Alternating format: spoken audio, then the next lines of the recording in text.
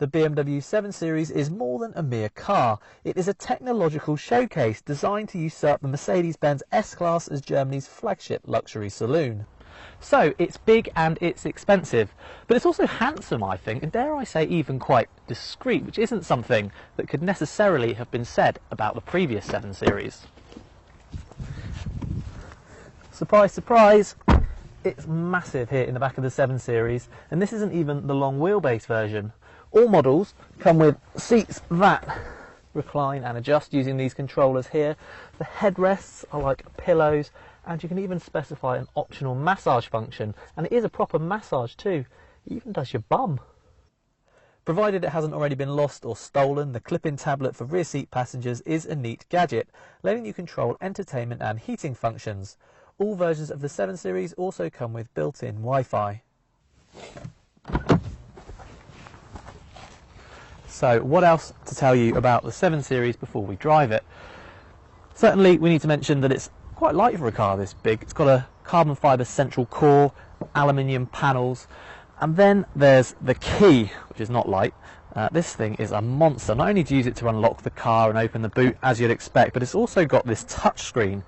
So you can check if the car's locked, if the lights have been left on, you can see how much fuel you've got left, and you can even preset the heating. So whatever you do, don't lose it. The boot itself is easily big enough for a couple of large cases, so long as you don't specify the optional fridge.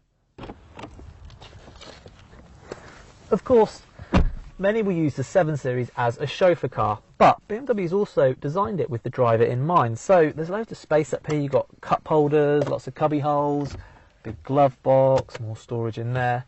And then there are the gadgets. This is BMW's first car to use a touchscreen in addition to the iDrive controller.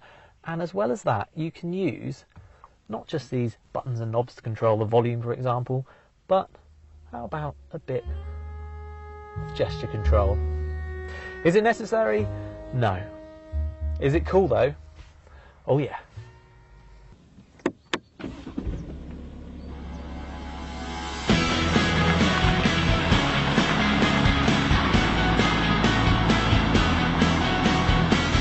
All versions of the 7 Series come with air suspension as standard, and the result is a very comfortable ride.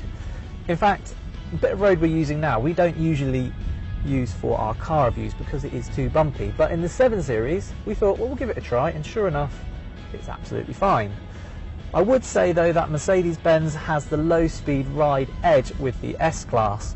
The trade-off with the BMW is that it's more engaging, so the steering's better, the whole car feels more agile, and there's just endless amounts of grip, and that's without the optional four-wheel drive upgrade as well.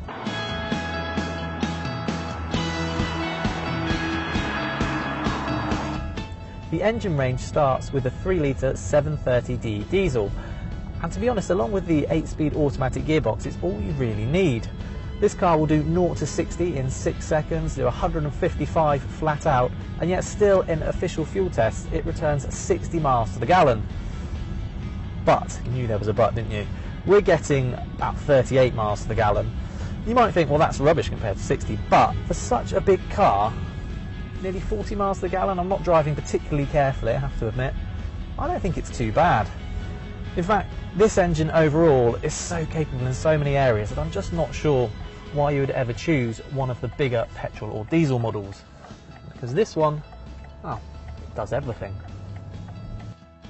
That said, some might be tempted by the plug-in hybrid 7 Series that's due in 2016, which will boast CO2 emissions of just 49 grams per kilometre. So it has a smooth ride and a great drivetrain, but all that would count for nothing if the 7 Series wasn't also supremely refined on a long journey. Thankfully, it is. There's barely any wind or tyre noise to speak of, the engine just fades into the background, and I should mention too that for those driving long distances at night, the 7 Series is also available with frickin' laser beam headlights, and they are awesome, twice as powerful as LEDs. It's like driving in the daytime.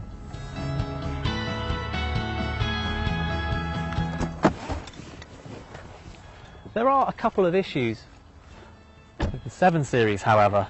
For example, why do you have to pay extra for low-speed autonomous braking when it's free on something like a Honda Jazz? And for such a big car, Why are blind spot monitors extra? Surely they should be included as well. Indeed, you can, if you wish, spend a fortune on optional extras, even including a system that lets you park the car via remote control. It's features such as these that allow BMW to hold its head high when it talks about the 7 Series being a technological showcase. They really have thrown everything at this car, which makes it all the more surprising that I find myself thinking I would still take a Mercedes-Benz S-Class over one of these. Go figure.